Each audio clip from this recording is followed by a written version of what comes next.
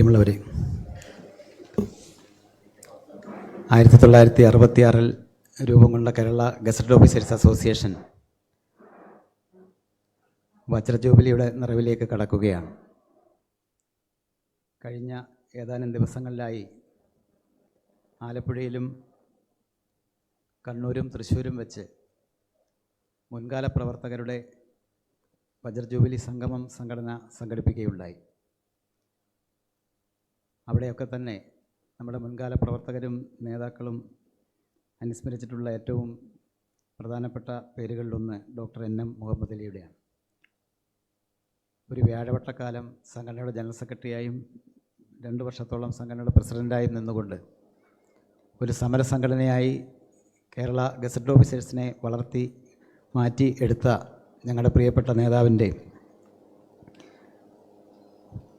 ഓർമ്മകൾ സ്ഥായിയാക്കുന്നതിന് വേണ്ടി doctor N M Muhammad Ali endowment award സംഘടന ഏർപ്പെടുത്തുകയുണ്ടായി. ഈ വർഷത്തെ എൻഡോമെൻ്റ് അവാർഡ് ചടങ്ങിലേക്ക് കടക്കുകയാണ്. സ്വാഗതം ആശംസിക്കുന്നതിന് വേണ്ടി സംഘടനയുടെ ജനറൽ സെക്രട്ടറി സഖാവ് എം ഷാജഹാനെ ക്ഷണിക്കുന്നു.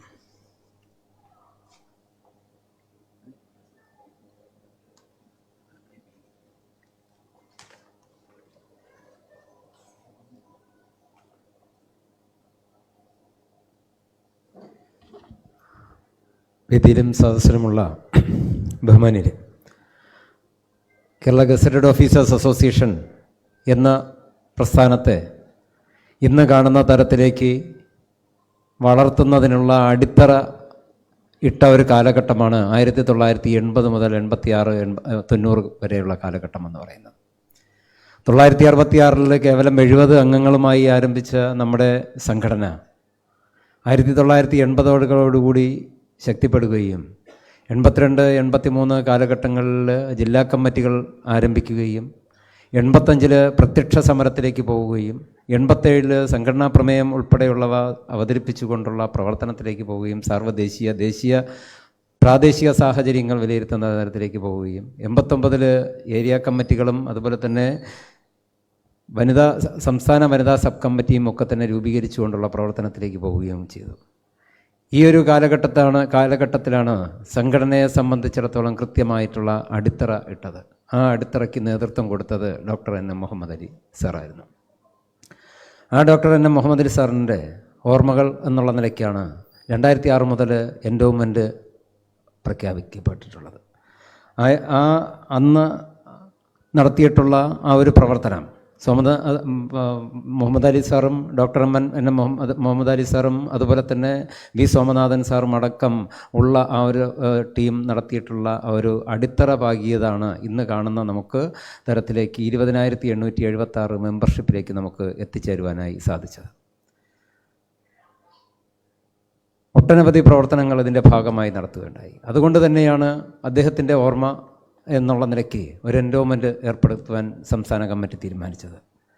അങ്ങനെ തീരുമാനിക്കുകയും ഏറ്റവും ആദ്യത്തെ പ്രഥമ എൻഡോമെൻ്റ് പുരസ്കാരം പൊതുജനാരോഗ്യ പ്രവർത്തകൻ എന്നുള്ള നിലയ്ക്ക് ഡോക്ടർ മുഹമ്മദിനും, അത് കഴിഞ്ഞതിന് ശേഷം ട്രേഡ് യൂണിയൻ രംഗത്തെ സമഗ്ര സംഭാവന എന്നുള്ള നിലയ്ക്ക് KN രവീന്ദ്രനാഥിനും, മാധ്യമരംഗത്തെ ഫാസിസ്റ്റ് പ്രവണതകളെ ചേർക്കുന്ന പ്രവർത്തനങ്ങൾക്ക് ഗൗരി ലങ്കേഷിന് മരണാനന്തര ബഹുമതിയായും, 4ാമത്തേത് സാഹിത്യരംഗത്തെ സമഗ്ര സംഭാവനകൾക്ക് MD വാസുദേവൻ നായർക്കും, 5ാമത്തേത് പൊതുജനാരോഗ്യ രംഗത്ത് മാതൃകാപരമായ പ്രവർത്തനങ്ങൾക്ക് നേതൃത്വം നൽകിയ ആരോഗ്യ പ്രവർത്തകരെ പ്രതിനിധീകരിച്ച് KK ശൈലജ ടീച്ചർക്കും, 6ാമത്തെ അവാർഡ് ഫാസിസത്തിനെതിരെ ചലച്ചിത്ര രംഗത്ത് കരുത്തുറ്റ പ്രതിരോധം സൃഷ്ടിക്കുന്ന വ്യക്തിത്വം എന്ന നിലയിൽ ശ്രീ പ്രകാശ് രാജിനും, 7ാമത്തേത് മതനിരപേക്ഷ ചരിത്രരചനയിൽ സമഗ്ര സംഭാവന നൽകിയ വ്യക്തിത്വം എന്ന നിലയിൽ ഡോക്ടർ KN പണിക്കർക്കും, 8ാമത്തേത് കർഷക പോരാട്ടത്തിൽ ജീവത്യാഗം ചെയ്ത രക്തസാക്ഷികൾക്കുള്ള ആദരസൂചകമായി ഹരിയാനയിലെ ജിന്ദ് ജില്ലയിൽ നിന്നുള്ള രക്തസാക്ഷി റോൾഡു സിംഗിൻ്റെ പത്നി മുകേഷ് റാണിക്കും, 9ാമത്തേത് കഴിഞ്ഞ വർഷം കേരളത്തിലെ മുഴുവൻ ഹരിതകർമ്മ സേനാംഗങ്ങളെയും പ്രതിനിധീകരിച്ച് തിരുവനന്തപുരം ജില്ലയിലെ ഒറ്റൂർ പഞ്ചായത്തിലെ ഹരിതകർമ്മ സേനയ്ക്കുമാണ് മുൻവർഷങ്ങൾ ഈ പുരസ്കാരം നൽകിയിട്ടുള്ളത്. ഈ വർഷം doctor N M Muhammad Ali endowment നൽകുന്നതിന് നിശ്ചയിച്ചത് കേരളത്തിലെ നാടക പ്രസ്ഥാനത്തിന് സമഗ്ര സംഭാവന നൽകിയ വനിത എന്ന വനിതയ്ക്ക് നൽകുന്നതിന് വേണ്ടിയാണ് നിശ്ചയിച്ചത്. അതനുസരിച്ച് എൻട്രി കോൾ ഫോർ ചെയ്തു. ആ ലഭിച്ച എൻട്രി പരിശോധിക്കുകയും മൂന്നംഗ ജൂറി തിരഞ്ഞെടുത്തത് 7 ദശകത്തിന് അപ്പുറം അരങ്ങനുഭവമുള്ള ശ്രീമതി നിലമ്പൂർ ഐഷയ്ക്കാണ് ഈ വർഷത്തെ എൻഡോമെൻ്റ് നൽകുന്നതിന് വേണ്ടി തീരുമാനിച്ചത്. ആ മഹനീയ അവസരത്തിലാണ് നമ്മളിവിടെ ഇപ്പോൾ ഇവിടെ ഒത്തുചേർന്നിരിക്കുന്നത്. ഞാൻ മറ്റ് കാര്യങ്ങളിലേക്കൊന്നും കിടക്കാതെ എൻ്റെ കർത്തവ്യത്തിലേക്ക് കിടക്കുന്നു. ഇന്ന് ഈ യോഗത്തിന് അധ്യക്ഷനായിരിക്കുന്നത് സംഘടനയുടെ സംസ്ഥാന പ്രസിഡന്റ് ഡോക്ടർ SR മോഹനചന്ദ്രൻ അവർക്കാണ്. ഈ യോഗത്തിലേക്ക് സ്വാഗതം ചെയ്യുന്നു. ഇന്ന് ഈ പരിപാടി ഉദ്ഘാടനം ചെയ്ത് ഉപഹാര സമർപ്പണം നടത്തുന്നത് Deshabhimani resident editor M. Swaraj ആണ്. സഖാവിനെ ഈ യോഗത്തിലേക്ക് ഹാർദമായി സ്വാഗതം ആശംസിക്കുന്നു. ഇന്ന് നമ്മുടെ ഈ അവാർഡ് ഏറ്റുവാങ്ങുന്നതിന് വേണ്ടി ഇവിടെ എത്തിച്ചേർന്നിട്ടുള്ളത് നമ്മുടെ ഏറ്റവും പ്രിയങ്കരിയായിട്ടുള്ള ശ്രീമതി നിലമ്പൂർ ഐഷയാണ്. ഏറെ ബഹുമാനത്തോടുകൂടി ശ്രീമതി നിലമ്പൂർ ഐഷയെ ഈ യോഗത്തിലേക്ക് സ്വാഗതം ആശംസിക്കുന്നു. ഡോക്ടർ NM മുഹമ്മദ് അലിയുമായി നേരിട്ട് ഇടപഴകുകയും നേരിട്ട് ആ കാലഘട്ടത്തിൽ ഒരുമിച്ച് പ്രവർത്തിക്കുകയും ചെയ്ത ഒട്ടനവധി ആൾക്കാർ ഇതിൻ്റെ ഭാഗമായിട്ടുണ്ട്. ഇതിൻ്റെ മുൻ പ്രസിഡന്റ് കോഴിക്കോട് ജില്ലാ കമ്മിറ്റിയുടെ പ്രസിഡന്റ് ഡോക്ടർ KR ബാലകൃഷ്ണൻ ഇതിൽ സാന്നിധ്യം കൊണ്ട് ഇവിടെ പങ്കെടുക്കുന്നുണ്ട്. KR ബാലകൃഷ്ണൻ സാറിനെ ഏറെ ബഹുമാനത്തോടുകൂടി ഈ യോഗത്തിലേക്ക് സ്വാഗതം ആശംസിക്കുന്നു. അനുസ്മരണ പ്രഭാഷണം നടത്തുന്നത് മുൻ സംസ്ഥാന വൈസ് പ്രസിഡന്റ് K. മുഹമ്മദ് കുട്ടിയാണ്. മുഹമ്മദ് കുട്ടി സാറിനെ ഈ യോഗത്തിലേക്ക് ഹാർദമായി സ്വാഗതം ആശംസിക്കുന്നു. അതുപോലെ തന്നെ ഇന്ന് ഇവിടെ എത്തിച്ചേർന്നിട്ടുള്ളത് ഒട്ടനവധി മുൻകാല നേതാക്കന്മാർ. നമ്മൾ കഴിഞ്ഞ ദിവസങ്ങളിൽ വജ്രജൂബിലി സമ്മേളനത്തിൻ്റെ ഭാഗമായിട്ടുള്ള മേഖലാ സംഗമങ്ങൾ നടത്തിയപ്പോൾ ആയിരക്കണക്കിന് മുൻകാല നേതാക്കന്മാരാണ് ഈ സംഗമത്തിൻ്റെ ഭാഗമായി മാറിയിട്ടുള്ളത്. അങ്ങനെ ഈ ഒരു പരിപാടിയും ഏറ്റവും മഹത്തരമാണ് എന്ന് കണ്ട് വിവിധ ജില്ലകളിൽ നിന്നും കോഴിക്കോട്, കണ്ണൂർ, അതുപോലെ തന്നെ മലപ്പുറം വയനാട് ജില്ലകളിൽ നിന്നായി ഇവിടെ എത്തിച്ചേർന്നിട്ടുള്ള മുൻകാല നേതാക്കന്മാർ, പ്രവർത്തകർ, അവരെ എല്ലാവരെയും ഈ യോഗത്തിലേക്ക് ഹാർദമായി സ്വാഗതം ആശംസിക്കുന്നു. ഇന്നിവിടെ പങ്കെടുക്കുന്ന സംഘടനയുടെ കോഴിക്കോട് ജില്ലയിൽ നിന്നുള്ളതും അതുപോലെ തന്നെ സമീപ പ്രദേശത്ത് നിന്നും ഒക്കെ തന്നെ ഇവിടെ എത്തിച്ചേർന്നിട്ടുള്ള മുഴുവൻ സംഘടനാ പ്രവർത്തകരെയും ഇതര സംഘടനകളിൽ നിന്ന് ഇവിടെ എത്തിച്ചേർന്നിട്ടുള്ള മറ്റ് പ്രവർത്തകരെയും ഒരിക്കൽ കൂടി സ്വാഗതം ആശംസിച്ചുകൊണ്ട് ഞാൻ എൻ്റെ കർത്തവ്യത്തിൽ നിന്ന് ഇവിടെ വാങ്ങുന്ന വിപ്ലവാഭിവാദനങ്ങൾ.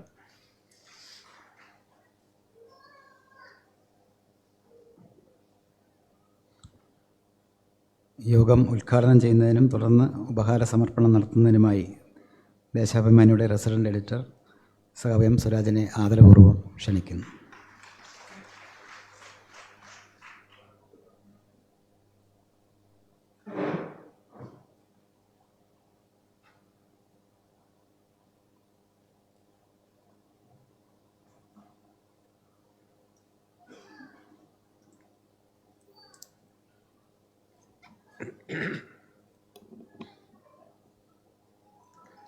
പ്രിയപ്പെട്ട സഹോദരീ സഹോദരന്മാരെ, സുഹൃത്തുക്കളെ, വളരെ ആഹ്ലാദനിർഭരമായ ഒരു സായാഹ്നത്തിലാണ് നമ്മളിവിടെ ഒത്തുകൂടുന്നത്. ഇവിടെ ആമുഖമായി സൂചിപ്പിച്ചതുപോലെ ഡോക്ടർ NM മുഹമ്മദ് അലി സ്മാരക എൻഡോവ്മെൻറ്റ് അവാർഡ് ഏറ്റുവാങ്ങുന്നത് വാക്കുകൾക്കും മുഖവുരകൾക്കുമെല്ലാം അതീതമായി കേരളത്തിൻ്റെ സാമൂഹ്യ മുന്നേറ്റങ്ങളുടെ ചരിത്രത്തിൽ കാലത്തിന് മായ്ക്കാനാവാത്ത വിധം പതിഞ്ഞു കിടക്കുന്ന ഒരു വ്യക്തിത്വമാണ് ബഹുമാനിയായ നിലമ്പൂർ ഐഷയുടേത്. നിലമ്പൂർ ഐഷത്തെയാണ് ഈ തവണ നിങ്ങൾ പുരസ്കാരത്തിനായി തിരഞ്ഞെടുത്തിട്ടുള്ളത്. സത്യത്തിൽ ഈ പുരസ്കാരത്തിന് ഐഷാത്ത തിരഞ്ഞെടുക്കപ്പെടുമ്പോൾ ഐഷാത്ത ആദരിക്കപ്പെടുന്നത് പോലെ തന്നെ മലയാള നാടകം കൂടിയാണ് ആദരിക്കപ്പെടുന്നത്. കലാസാഹിത്യ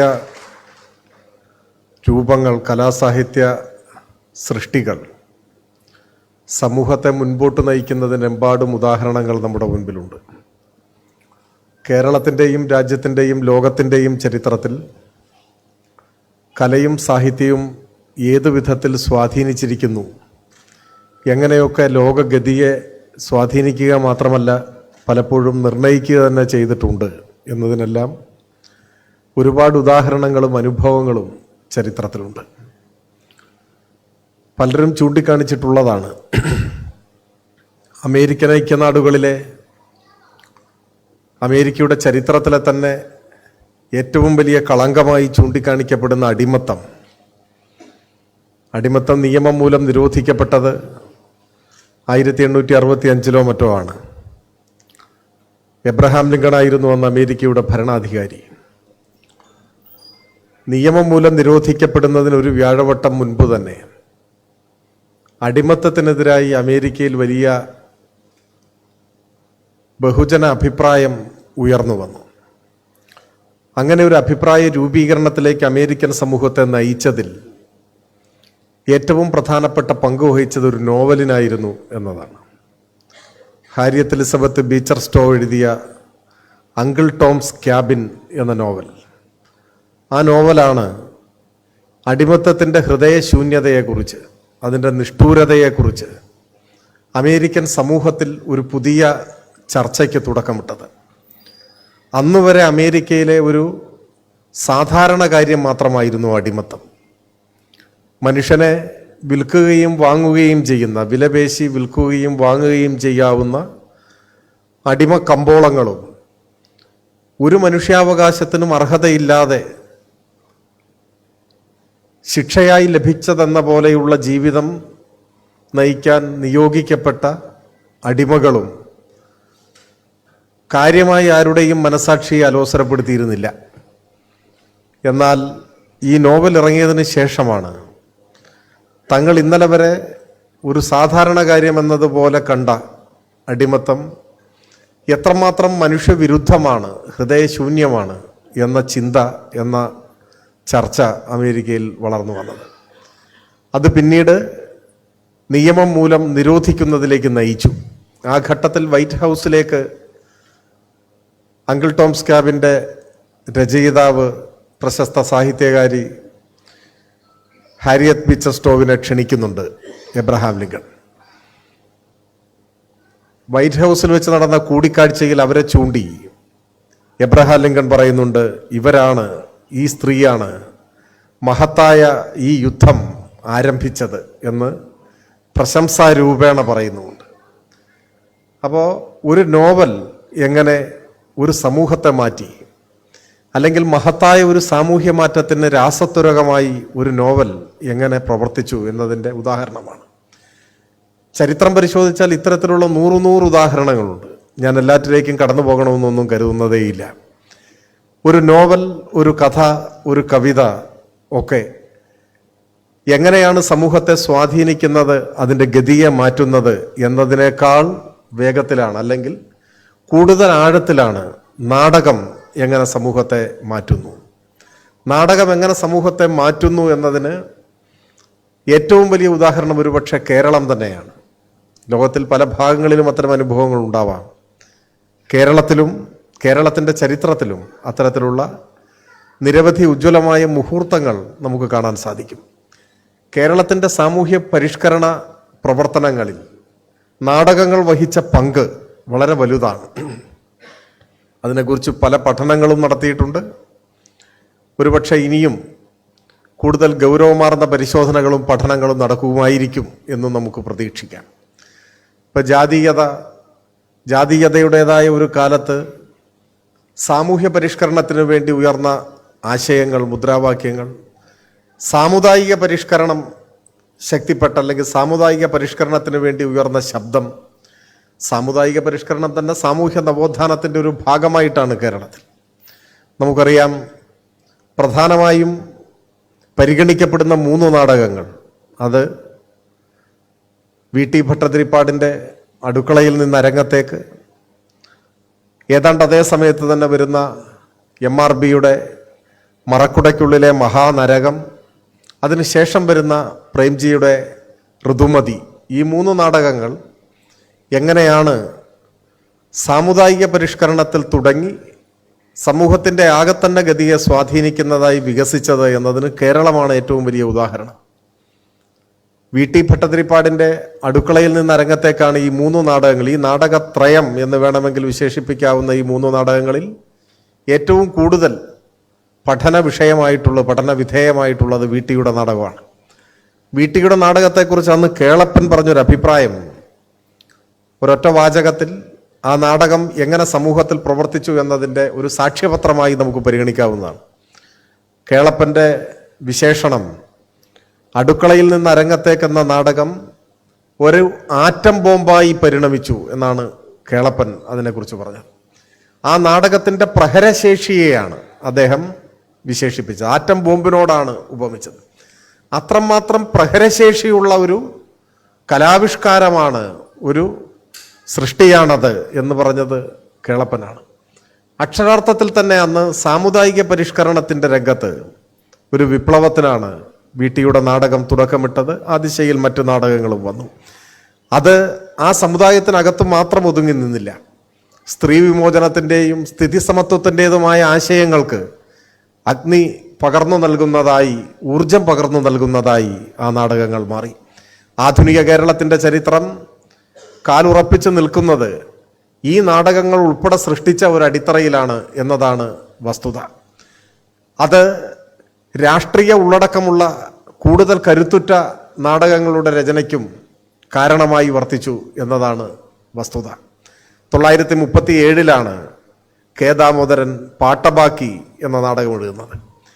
1937 പൊന്നാനിയിൽ കർഷക സംഘത്തിൻ്റെ സമ്മേളനം സംഘടിപ്പിക്കുന്ന സമയത്ത് ആ സമ്മേളനത്തിൻ്റെ അനുബന്ധ പരിപാടി എന്ന നിലയിൽ ഒരു കലാപരിപാടി വേണമെന്ന് ചർച്ച ചെയ്യുകയും എങ്കിലതൊരു നാടകമാവട്ടെ എന്നാലോചിക്കുകയും ചെയ്തപ്പോഴാണ് അന്നേ വരെ ഒരു നാടകവും എഴുതിയിട്ടില്ലാത്ത, ഒരു നാടകത്തിലും അഭിനയിച്ചിട്ടില്ലാത്ത, നാടകവുമായി പറയത്തക്ക ബന്ധമൊന്നുമില്ലാതിരുന്ന കെ ദാമോദരൻ നാടകം എഴുതാൻ നിയോഗിക്കപ്പെടുകയായിരുന്നു. സത്യത്തിൽ കെ ദാമോദരനെ ഒരു നാടകകൃത്താക്കി മാറ്റിയത് EMS ആണ്. ആലോചനായോഗത്തിൽ വെച്ച് EMS ആണ് ഒരു നാടകം വേണം എന്ന പൊതു അഭിപ്രായം അംഗീകരിക്കപ്പെട്ടപ്പോൾ EMS ആണ് നിർദ്ദേശം വയ്ക്കുന്നത്. അങ്ങനെയെങ്കിൽ ദാമോദരൻ നാടകം എഴുതട്ടെ എന്ന് പറയുന്നത് EMS ആണ്. EMSന്റെ സ്നേഹപൂർവ്വമുള്ള ആ അഭ്യർത്ഥന, ആ ആവശ്യം, അതിന് വഴങ്ങുകയല്ലാതെ കെ ദാമോദരന് മാർഗമുണ്ടായിരുന്നില്ല. EMSന്റെ അഭ്യർത്ഥനയെ, ആ ആവശ്യത്തെ ശിരസാ വഹിച്ച് തനിക്ക് അന്നുവരെ പരിചിതമല്ലാത്തൊരു കാര്യം കെ ദാമോദരൻ ചെയ്യുകയാണ് ചെയ്തത്. അങ്ങനെയാണ് പാട്ടബാക്കി എന്ന നാടകം പിറന്നു വീഴുന്നത്. ആ പാട്ടബാക്കി ഒരു രാഷ്ട്രീയ നാടകം എന്ന നിലയിൽ മാത്രമല്ല, അല്ലെങ്കിൽ ആ കാലത്ത് കർഷക സംഘം മുൻപോട്ട് വെച്ച പ്രശ്നങ്ങളെ ശരിയായി ദൃശ്യവൽക്കരിക്കുന്ന ഒരു കലാരൂപം എന്ന നിലയിൽ മാത്രമല്ല, മറിച്ച് സൗന്ദര്യശാസ്ത്രപരമായും ആ നാടകം മികച്ചതായിരുന്നു എന്നാണ് അത് സംബന്ധിച്ചുള്ള പണ്ഡിത മതം എന്ന് നാം മനസ്സിലാക്കേണ്ടതായിട്ടുണ്ട്. ഉയരുന്ന യവനികയിൽ CJ തോമസ് എഴുതുന്നുണ്ട് പാട്ടബാക്കിയെക്കുറിച്ച്. അദ്ദേഹം 2 കാര്യങ്ങളാണ് പ്രത്യേകമായും എടുത്തു പറയുന്നത്. ഒന്ന്, കഥാഘടനയുടെ ലാളിത്യം. പാട്ടബാക്കി എന്ന നാടകത്തെ അദ്ദേഹം സവിശേഷമായി അഭിനന്ദിക്കുന്നതിൻ്റെ ഒരു കാര്യം, ഒന്ന് കഥാഘടനയുടെ ലാളിത്യം, 2 ഉള്ളടക്കത്തിലെ സത്യസന്ധത. കഥാഘടനയിലെ ലാളിത്യവും ഉള്ളടക്കത്തിലെ സത്യസന്ധതയും പാട്ടബാക്കിയെ മലയാളത്തിലെ ഏറ്റവും കൂടുതൽ വിജയിച്ച രാഷ്ട്രീയ നാടകമാക്കി മാറ്റുന്നു എന്ന് ഉയരുന്ന യവനികയിൽ CJ തോമസ് എഴുതുന്നുണ്ട്. അത് സത്യത്തിൽ പിന്നീട് ആ ദിശയിലുള്ള നാടകങ്ങൾക്കും വലിയ പ്രേരക ഘടകമായി മാറി എന്നതാണ് വസ്തുത. ഇടശ്ശേരിയുടെ കൂട്ടുകൃഷിയും ചെറുകാടിൻ്റെ നമ്മളൊന്നും എല്ലാം പാട്ടബാക്കിയുടെ പാതയിലൂടെ സഞ്ചരിച്ച നാടകങ്ങളായിരുന്നു. അപ്പോഴും കേരളം ജന്മിത്തത്തിൻ്റെയും ജാതീയതയുടെയും എല്ലാം കാൽക്കീഴിൽ ഞെരിഞ്ഞമരുന്ന ഒരു കാലമായിരുന്നു എന്ന് നാം കാണണം. അതിനെതിരായ പ്രതിഷേധം, അതിനെതിരായ നിസ്വവർഗത്തിൻ്റെ പോരാട്ടങ്ങളുടെ ഭാഗമായാണ് ഈ നാടകങ്ങളൊക്കെ വരുന്നത്. തുടർന്നുള്ള ഒരു ഘട്ടത്തിലാണ് നിലമ്പൂരിൽ, മലബാറിൽ നിലമ്പൂരിൽ യുവജന കലാസമിതിയുടെ നേതൃത്വത്തിൽ ഇജ് ഒരു നല്ല മനുഷ്യനാകാൻ നോക്ക് എന്ന നാടകം രംഗത്ത് അവതരിപ്പിക്കുന്നത്. 1952 അല്ലേ? 52-ലല്ലേ? 52-ലല്ലേ? 52 എന്ന് പറയുമ്പോൾ 73 വർഷം. 73 വർഷങ്ങൾക്ക് മുൻപാണ് EK അയമുവാണ് അന്നതിൻ്റെ എല്ലാ ഊർജ സ്രോതസ്സുമായി നിലനിന്നത്. EK അയമുവിൻ്റെ നേതൃത്വത്തിലാണ് അവതരിപ്പിക്കപ്പെടുന്നത്. അന്നെന്ന പോലെ ഇന്നും അല്ലെങ്കിൽ എന്നും ഏറ്റവും പ്രസക്തമായ പ്രമേയത്തെയാണ് നാടകം മുൻപോട്ട് വെക്കുന്നത്. ഒരു നല്ല മനുഷ്യനാവുക എന്നതാണ് സന്ദേശം. ഇതൊരു നല്ല മനുഷ്യനാകാൻ നോക്കുക എന്ന അന്ന് മലബാറിലെ നാട്ടുഭാഷാ പ്രയോഗത്തിൻ്റെ ഭാഗമായി വരുന്ന തലക്കെട്ടാണ് നാടകത്തിന്. അതാണ് നാടകത്തിൻ്റെ പേര്. നീ ഒരു നല്ല മനുഷ്യനാകാൻ നോക്ക് എന്നാണ് പച്ചമലയാളം. സകല മനുഷ്യരൂപമുള്ള എന്നാൽ സൂക്ഷ്മാർത്ഥത്തിൽ മനുഷ്യത്വവുമായി ബന്ധമില്ലാതിരുന്ന എല്ലാവരോടും ആ നാടകം ആകാവുന്നത്ര ഒച്ചയിൽ വിളിച്ചു പറയുന്നുണ്ട്, നീ ഒരു നല്ല മനുഷ്യനാകാൻ നോക്ക് എന്ന്. പൗരോഹിത്യം, യാഥാസ്ഥിതികത്വം, പിന്തിരിപ്പനാശയങ്ങൾ, സ്ത്രീ വിരുദ്ധത, അതിനെല്ലാം എതിരായ ഒരു കലാപമായാണ് നാടകം രംഗത്ത് അവതരിപ്പിക്കപ്പെടുന്നത്. ആ നാടകത്തിലാണ് ജമീല എന്ന കഥാപാത്രത്തിന് ജീവൻ നൽകിക്കൊണ്ട് നിലമ്പൂർ ഐഷ എന്ന മലയാള നാടകവേദി കണ്ട എക്കാലത്തെയും ഏറ്റവും മികച്ച നടി രംഗത്ത് കടന്നു വരുന്നത് ആ നാടകത്തിലൂടെയാണ്. നമ്മൾ മനസ്സിലാക്കിക്കൊള്ളണം, ആ കാലഘട്ടത്തിൻ്റെ പ്രത്യേകത എന്നാൽ ഇന്നത്തെ കേരളവുമായി വലിയ ബന്ധമൊന്നും ഇല്ലാതിരുന്ന ഒരു നാടായിരുന്നു അന്നത്തെ കേരളം എന്ന് കാണണം.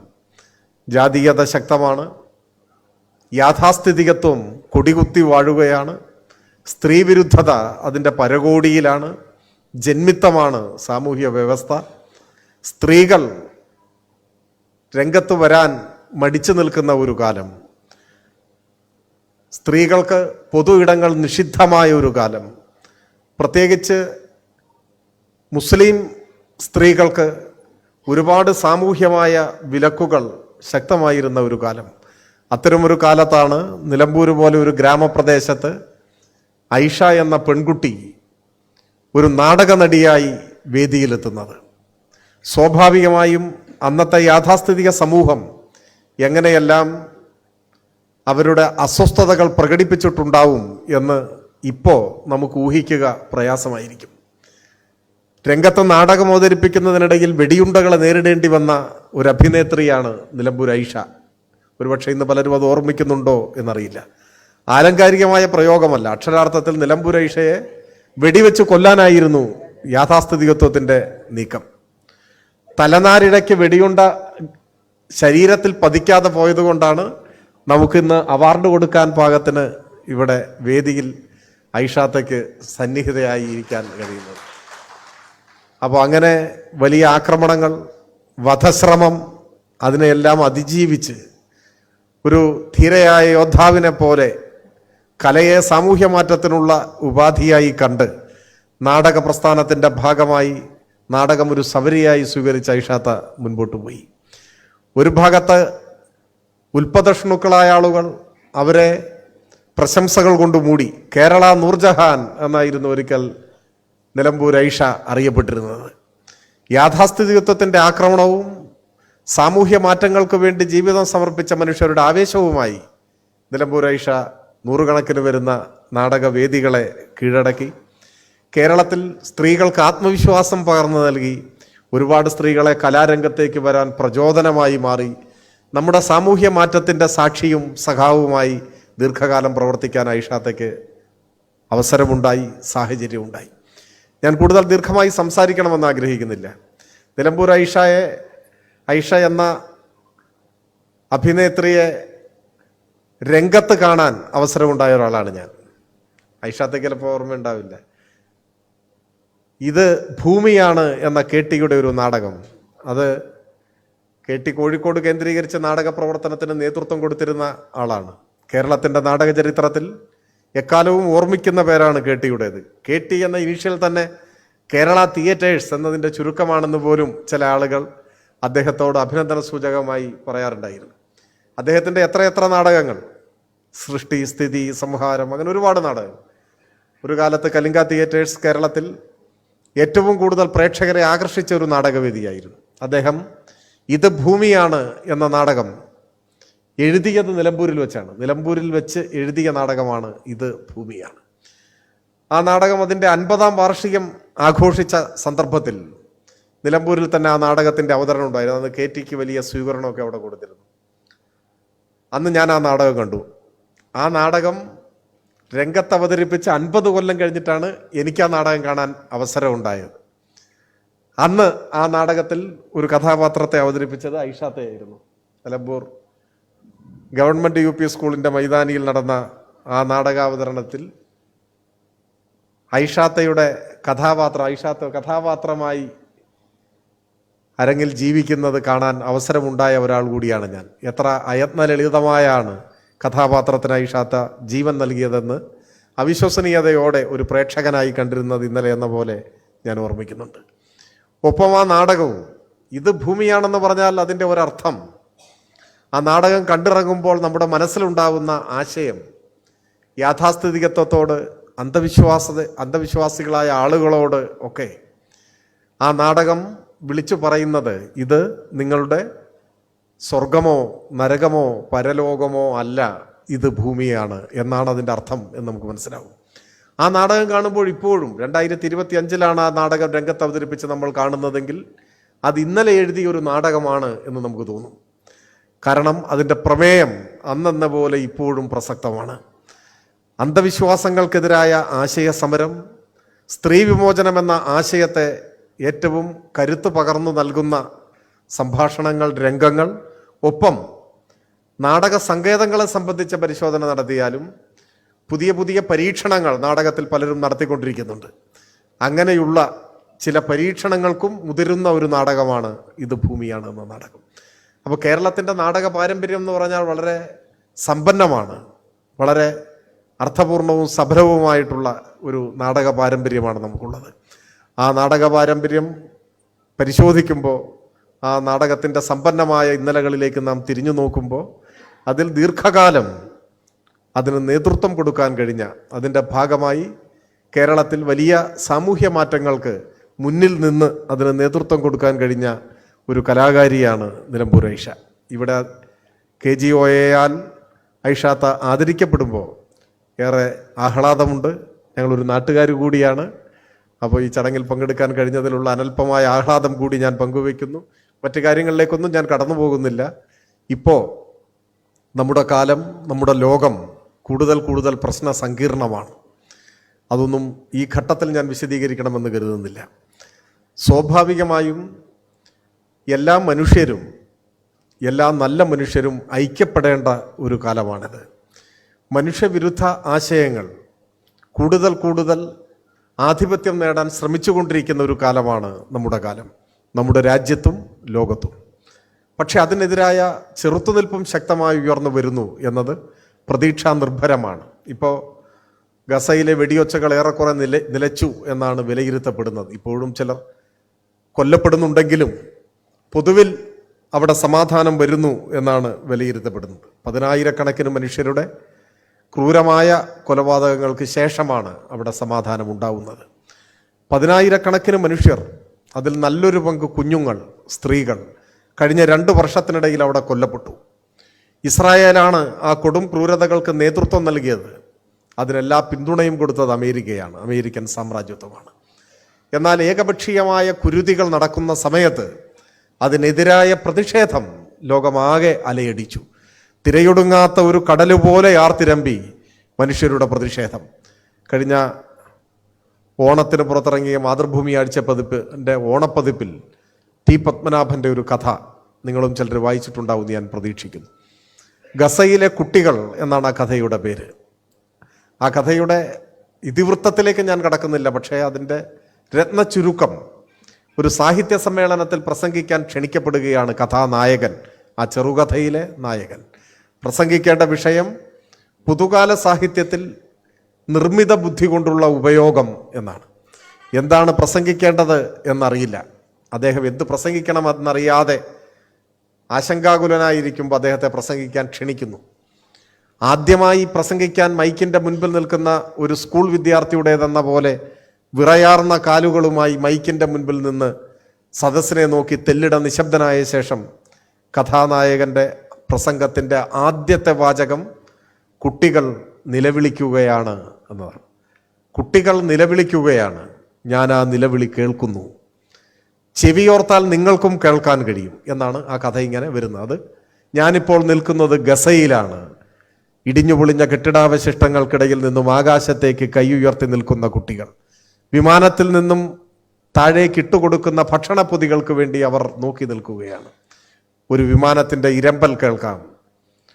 ഭക്ഷണപ്പൊതിക്ക് പകരം പക്ഷേ താഴേക്ക് വന്നത് ബോംബുകളും മിസൈലുകളുമായിരുന്നു. അങ്ങനെയാണ് കഥ പോകുന്നത്.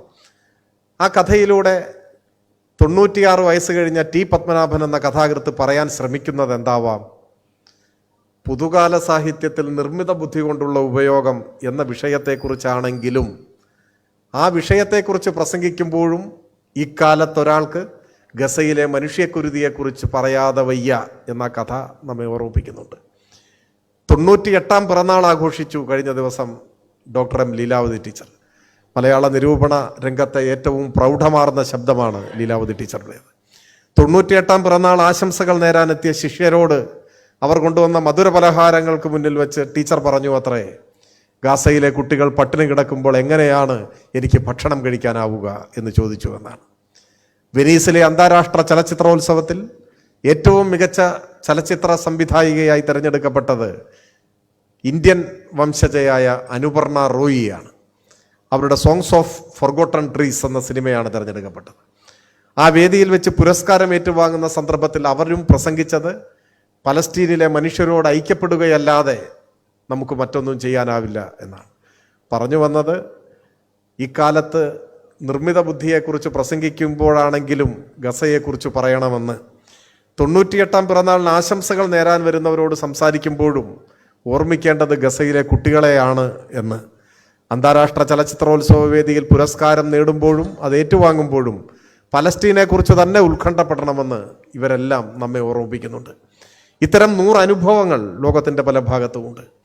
പലസ്തീനിൽ മനുഷ്യർ കൊല്ലപ്പെടുമ്പോൾ ലോകമാകെ പ്രതിഷേധം ആർത്തിരമ്പി. ഇറ്റലിയിലെ തൊഴിലാളികൾ പണിമുടക്കി. 30 ലക്ഷം തൊഴിലാളികളാണത്രേ ഇറ്റലിയിൽ പണിമുടക്കിയത്, പലസ്തീൻ ഐക്യദാർഢ്യം പ്രകടിപ്പിച്ചുകൊണ്ട്.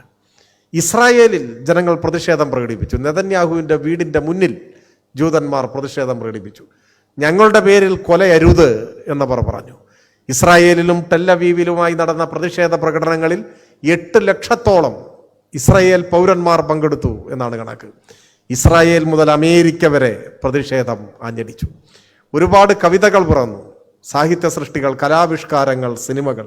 ലോകമാകെ ഒരേ സ്വരത്തിൽ അരുത് എന്ന് ഹിംസയ്ക്കു നേരെ പറയാൻ ഈ സന്ദർഭം അങ്ങനെയൊരു മനുഷ്യത്വത്തിൻ്റെ പ്രതിരോധത്തിനും സാക്ഷ്യം വഹിച്ചു എന്നതാണ് വസ്തുത. മറ്റൊരർത്ഥത്തിൽ വിനാശകരമായ ആശയങ്ങൾ, മതനിരപേക്ഷതയെയും ജനാധിപത്യത്തെയും എല്ലാം തകർക്കാൻ വെമ്പി നിൽക്കുന്ന ആധിപത്യത്തിൻ്റെ ശക്തികളുടെ ഏറ്റവും വിപൽക്കരമായ ആശയങ്ങളും മുദ്രാവാക്യങ്ങളും നമ്മുടെ രാജ്യത്തുൾപ്പെടെ ഭീഷണിയായി ഉയർന്നു വരുന്ന ഘട്ടത്തിൽ എല്ലാ നല്ല മനുഷ്യരും ഐക്യപ്പെടേണ്ടതാണ്. അതിനവരെ പ്രേരിപ്പിക്കുന്ന കലാവിഷ്കാരങ്ങൾ, സാഹിത്യരചനകൾ എല്ലാം ഉണ്ടാവും എന്ന് നമുക്ക് ആശിക്കാം. ആ രംഗത്ത് നിൽക്കുന്നവർക്കെല്ലാം പ്രചോദനവും പ്രോത്സാഹനവുമായി മാറാനും ഐഷാത്തയുടെ ഈ പുരസ്കാര ലബ്ധിക്ക് കഴിയട്ടെ എന്ന് ഞാൻ ആശംസിക്കുന്നു. പ്രിയപ്പെട്ട ഐഷാത്തയെ സ്നേഹപൂർവ്വം, ഹൃദയപൂർവ്വം അഭിവാദ്യം ചെയ്യുന്നു, അഭിനന്ദിക്കുന്നു. ഇങ്ങനെ ഒരു തീരുമാനമെടുത്ത KGOയെയും അതിൻ്റെ ഭാരവാഹികളെയും അഭിനന്ദിച്ചുകൊണ്ട് ഞാൻ എൻ്റെ എളിയ വാക്കുകൾ അവസാനിപ്പിക്കുന്നു. അഭിവാദനം.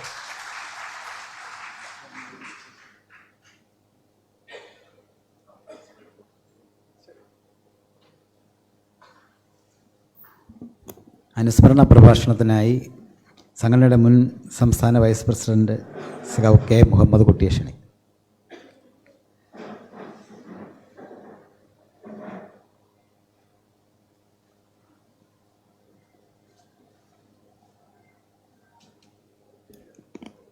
ബഹുമാന്യന്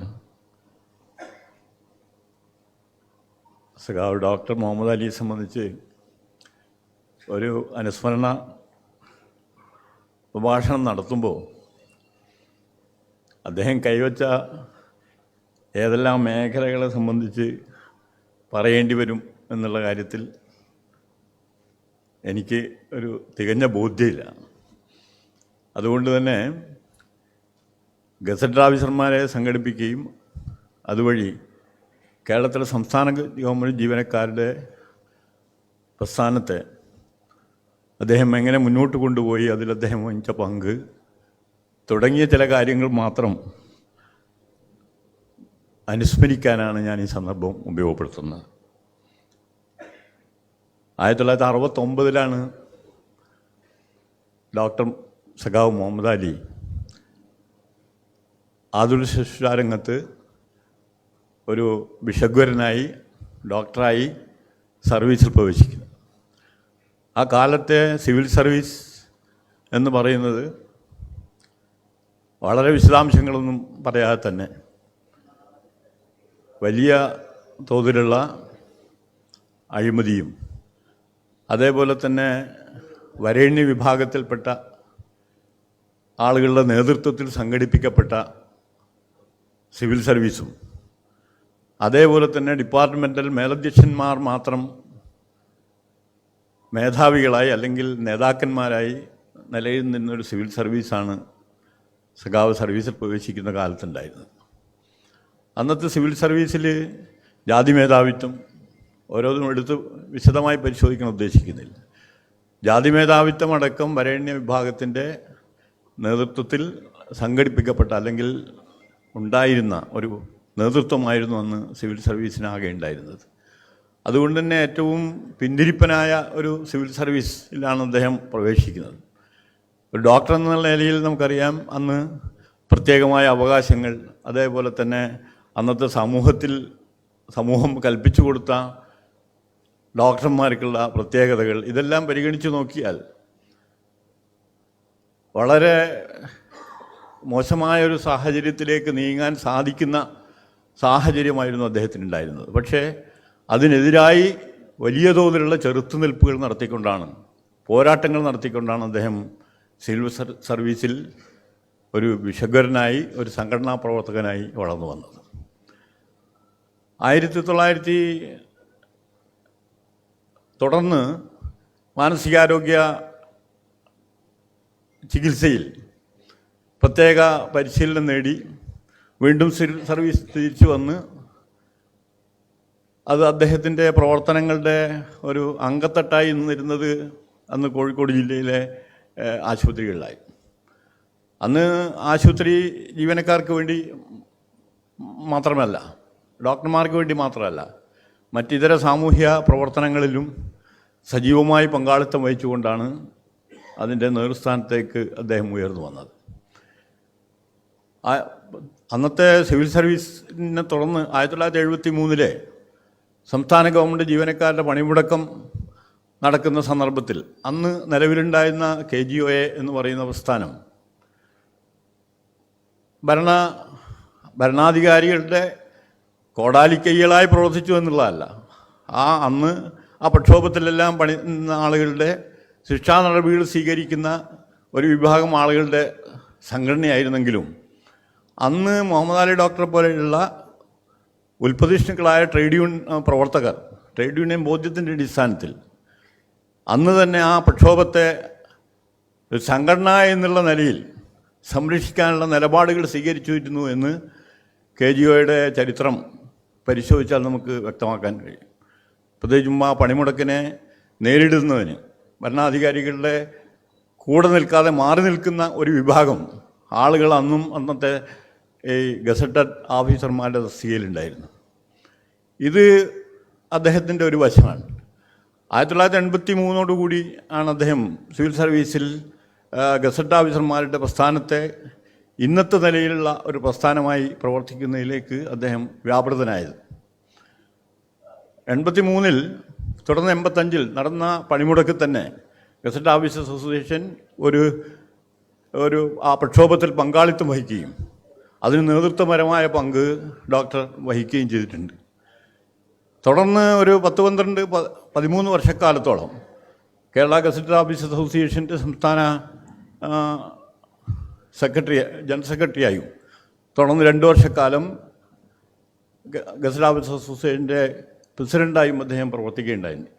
ഈ കാലഘട്ടത്തിലാണ് യഥാർത്ഥത്തിൽ അദ്ദേഹവുമായി ഒരു വ്യക്തി എന്നുള്ള നിലയിൽ, ഒരു സംഘടനാ പ്രവർത്തകൻ എന്നുള്ള നിലയിൽ എനിക്ക് ബന്ധപ്പെടാനുള്ള അവസരം ഉണ്ടായത്.